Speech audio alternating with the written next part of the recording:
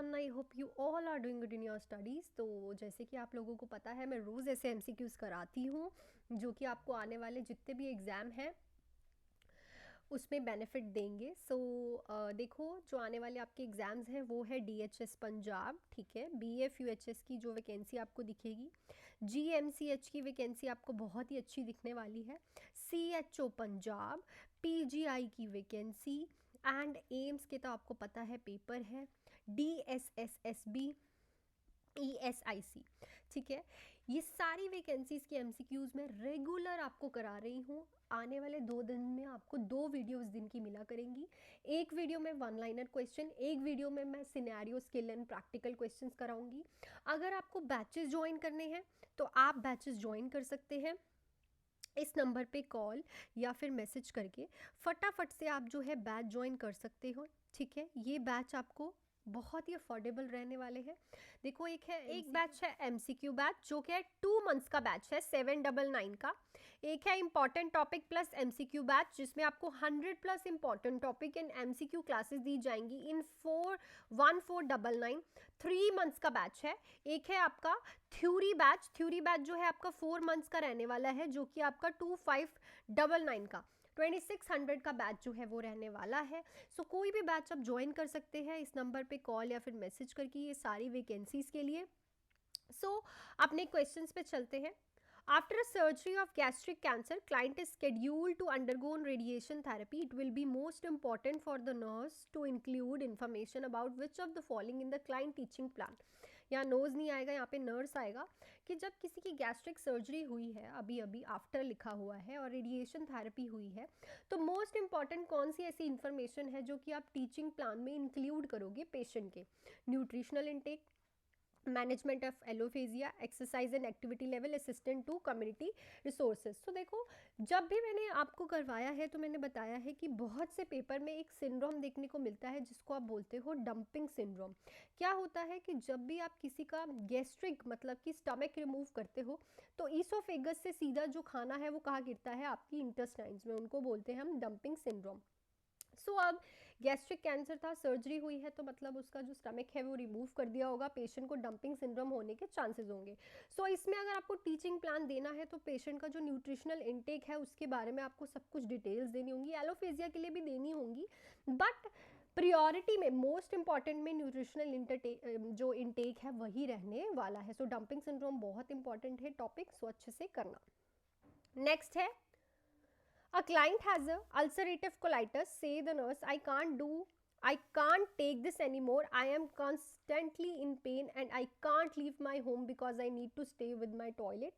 I don't know how to deal with this. Based on this comment in appropriate nursing diagnosis for this client. Ulcerative client है, ulcerative colitis है client को, और वो nurse को बोलता है कि मैं इसे और नहीं झेल सकता, मैं बहुत ज़्यादा पेन में रहता हूँ हर टाइम, और मुझे मैं अपने घर को छोड़ भी नहीं सकता क्योंकि मुझे बार बार वॉशरूम जाना पड़ता है। अल्सरेटिव कोलाइटिस का एक सिम्टम है डायरिया, परसिस्टेंट डायरिया आता है पेशेंट को और पेन बहुत होता है।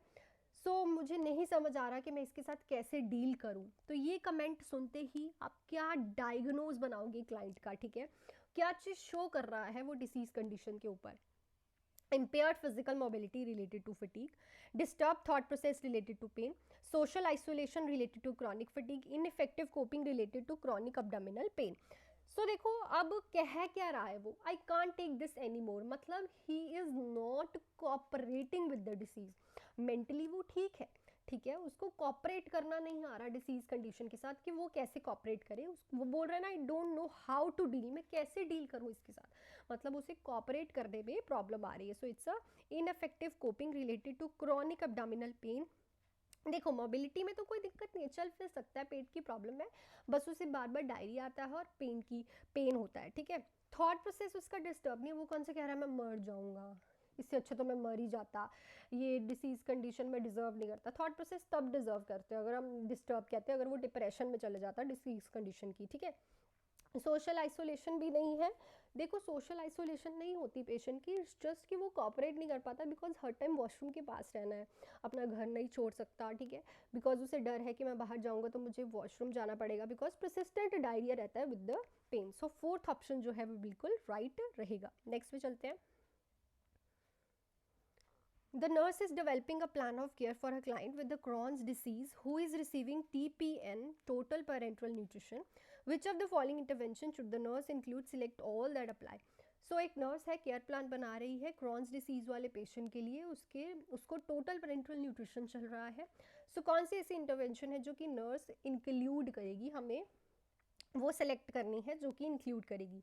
क्रॉन्स डिसीज़ क्या होता है कि जो आपका डाइजेस्टिव ट्रैक है उसकी लाइनिंग जो है वो डैमेज होने लग जाती है. बहुत ही ज़्यादा फेटल डिसीज़ कंडीशन है, बहुत मुश्किल से पेशेंट्स इसमें ठीक होते हैं.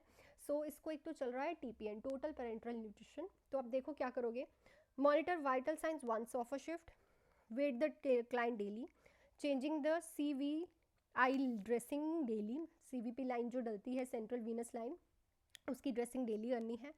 Monitoring the IV infusion rate hourly, tapping all IV tube connection secure. Crohn's disease वाले पेशेंट के वाइटल साइंस जो है वंस इन अ शिफ्ट नहीं होती, हमेशा 4 आवर्ली आपको चेक करने होते हैं. ठीक है, 4 आवर्ली आपको इसकी वाइटल साइंस जो है चेक करने होते हैं. क्लाइंट का वेट जो है आपको डेली लेना है. क्यों? पेशेंट को साइन एंड सिम्टम्स कैसे आते हैं? एनोरेक्सिया, लॉस ऑफ एपेटाइट, ठीक है, उसको डायरिया रहता है हर टाइम, ठीक है, इरिटेशन रहती है, नोजिया, वॉमिटिंग. सो बॉडी का fluid and electrolyte balance her time बिगड़ा रहता है. तो वेट आपको डेली चेक करना है. कभी भी डेली ड्रेसिंग नहीं होती आप अगर सेंट्रल वीनस कैथेटर डाल रहे हो किसी के. उसके बाद रेट आपको आर्ली चेक करना है इन्फ्यूजन का. क्यों? क्योंकि TPN चल रहा है, टोटल पेरेंटल. इसमें ज़्यादातर क्या जाती है? डेक्स्ट्रॉस. अब डेक्स्ट्रॉस में क्या होता है? ज़्यादा अमाउंट ऑफ ग्लूकोज, तो ग्लूकोज का लेवल चेक करना है. तो पेशेंट को हाइपरग्लाइसीमिया की कॉम्प्लिकेशन हो सकती है, इसलिए हमेशा फ्लो रेट पे ध्यान देना है. कहीं ज़्यादा तो नहीं जा रहा, एकदम से ग्लूकोज इतना सारा चला जाएगा, पेशेंट को हाइपरग्लाइसीमिया हो जाएगा.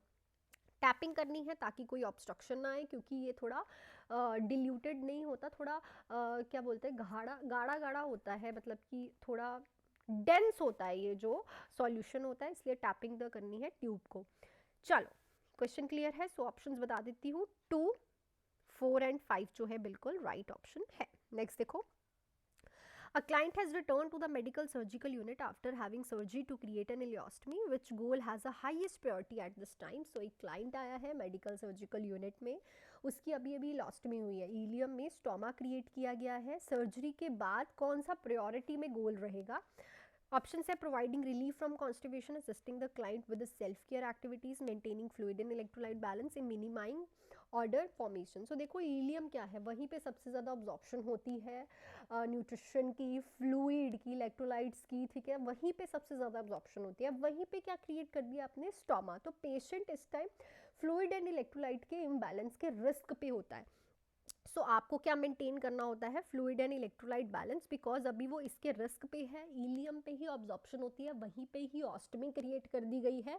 सो इस टाइम प्रायोरिटी में यही रहेगा कि आप उसका ये मेंटेनेंस करो. ठीक है, सो देखो बेसिक क्लियर होना बहुत ज़्यादा ज़रूरी है. अब देखो जिसका बेसिक क्लियर होगा, जिसे पता है इलियम पे जो है वो ऑब्जॉर्प्शन होती है, उसे पता था कि ये वाला ऑप्शन आएगा. ठीक है, नेक्स्ट पे चलते हैं. हाँ, अगर आपका बेसिक क्लियर नहीं है, you want to clear your basics, तो आप ज्वाइन कर सकते हैं बैचेस को. इस नंबर पे कॉल या फिर मैसेज करके. देखो बैचेस ज्वाइन करना आपका ऑप्शन है, पर बेसिक क्लियर करना भी आपकी नीड है, क्योंकि बेसिक क्लियर तो क्वेश्चन अपने आप फटाफट चुटकियों में हो जाता है. सो बेसिक अगर आपका क्लियर नहीं है ना, तो आप थ्योरी बैच की तरफ जा सकते हो. 4 मंथ्स का ये बैच रहेगा, 2499 का. ठीक है, 2500 का ये बैच रहने वाला है. बहुत ही अच्छा ऑनलाइन और रिकॉर्डेड बैच है, रिकॉर्डिंग्स आपको मिलेंगी, टेस्ट होते हैं, बेसिक करवाया जाता है इसमें ज़्यादातर. क्लियर एनाटमी कराई जाती है, उसके पार्ट्स बताए जाते हैं कहाँ पे क्या हो रहा है. अगर आपका थ्योरी क्लियर है तो MCQ बैच में आ सकते हो. 799 का बैच है, 2 मंथ्स का बैच है. हर एक टाइप का MCQ आपको इसमें करवाया जाता है, टेस्ट होते हैं, रिकॉर्डेड इन लाइव क्लास. और अगर आपकी दोनों चीज़ें क्लियर है, आपको इंपॉर्टेंट टॉपिक पे ज़्यादा फोकस कर रहा है प्लस MCQ में, तो आप ये बैच ज्वाइन कर सकते हो. 3 मंथ्स का 100+ इंपॉर्टेंट टॉपिक्स रहेंगे. 1499 1500 का ये जो बैच है रहने वाला है. इस नंबर पे कॉल या फिर मैसेज करके आप कर सकते हैं. देखो self study is very important. अगर आपको ऐसा है कि मेरा क्लियर नहीं हुआ, गैप है, ये है वो है, सो इट्स अच्छा है कि आप स्टडीज़ को प्रॉपरली करें. चलो नेक्स्ट क्वेश्चन है. The nurse asked the client to state her name as soon as she regained consciousness post operatively after a sub total thyroidectomy and each assessment. The nurse does this to monitor for sign which of the following. Thyroidectomy हुई है एक patient की, post operatively nurse उससे पूछती है आपका नाम क्या है, मुझे बोल के बताओ। सो जब ये पूछ रही है ईच असेसमेंट पे, तो वो क्या मॉनिटर करने के लिए पूछ रही है? Internal haemorrhage, decreasing level of consciousness, laryngeal nerve damage, upper airway obstruction. So total thyroid जब रिमूव किए जाते हैं तो एक कॉम्प्लिकेशन होती है कि लेरेंजियल नर्व को डैमेज हो जाता है। सो जब भी थायरोडेक्टमी होती है तो पेशेंट्स की लेरेंजियल नर्व क्या है, अब जो आप बोलते हो वॉइस बॉक्स की नर्व है, ठीक है। सो जो आप बोलते हो उसको अफेक्ट करती है। अगर डैमेज होगी तो पेशेंट नाम नहीं ले पाएगा, अगर इंटैक्ट होगी, प्रॉपर होगी, तो पेशेंट नाम ले पाएगा। दूसरा, अगर पैराथायराइड हार्मोन भी रिमूव हो गया थायराइड ग्लैंड्स के साथ, तो आप क्या बोलते हो, आप देखते हो कि पेशेंट ना कॉन्टिन्यूसली क्या कर रहा है, स्वेलो कर रहा है कुछ, ठीक है।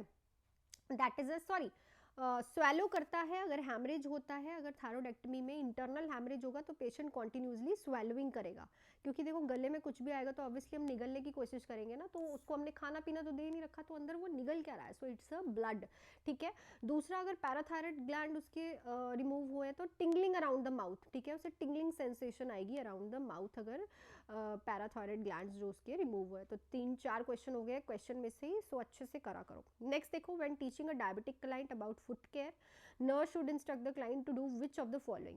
अगर आप फुट केयर कर रहे हो डायबिटिक पेशेंट की, तो क्या इंस्ट्रक्शन देने वाले हो आप पेशेंट को? Avoid going barefoot, buy shoes half size larger, cut toenails at angles, use heating pad for sore foot. So इस क्वेश्चन का आंसर आप मुझे कमेंट सेक्शन में लिख के बताओगे। आपको पता है कि जो डायबिटिक पेशेंट होता है उसको जो है नर्व्स में बहुत प्रॉब्लम आती है। क्यों? क्योंकि नर्व्स में फैट जो है वो डिपॉजिट हो जाता है, उसकी वजह से ब्लड सर्कुलेशन प्रॉपर नहीं होती, और काफ़ी distal parts of the body, foot, feet जो भी हैं आपके, उन वहाँ पे ब्लड नहीं पहुँचता, ठीक है। और इस पेशेंट में सेंसेशन प्रॉब्लम्स बहुत होती हैं। सो देख बताओ कि मुझे इसमें से आप क्या इंस्ट्रक्शन दोगे क्लाइंट को? डायबिटिक क्लाइंट है, फुट केयर दे रहे हो, सो क्या क्या इंस्ट्रक्शन? और इनमें ब्लीडिंग प्रॉब्लम्स बहुत होती है। एक बार ब्लीडिंग हो गई बिकॉज चलेगी ही नहीं, ठीक है, फिर रुकेगी ही नहीं, सही क्लॉट फॉर्मेशन जल्दी नहीं होगा। सो ये क्वेश्चन का आंसर आप मुझे कमेंट सेक्शन में लिख के बताओगे। So that's it for this video. I hope कि क्वेश्चंस आपको क्लियर हुए हों। काफ़ी डिटेल में क्वेश्चंस मैंने कराए हैं। अगर क्वेश्चन पसंद आए हैं तो वीडियो को लाइक, शेयर एंड सब्सक्राइब कर लो जी। इस चैनल को लाइक ज़रूर करिएगा ताकि मैं रेगुलरली आपको अच्छे से अच्छे क्वेश्चंस कराते रहूँ। और अगर आपको बैचेस ज्वाइन करने हैं सो ये रही आपके पास कॉल डिटेल्स, इस पर आप मुझे कॉल या फिर ज़्यादातर मैसेज करके पूछ सकते हो। MCQ batch, important topic batch and full theory batch है हमारे पास। आने वाली हर एक वैकेंसी के लिए प्रिपरेशन चल रही है, सो फटाफट से कर लीजिए। लाइव एंड रिकॉर्डेड बैच रहेगा, टेस्ट आपके रेगुलर होंगे, so everything is available. So thank you so much, all the best and do hard work and make your parents proud. So thank you so much, मिलती हूँ कल की videos में।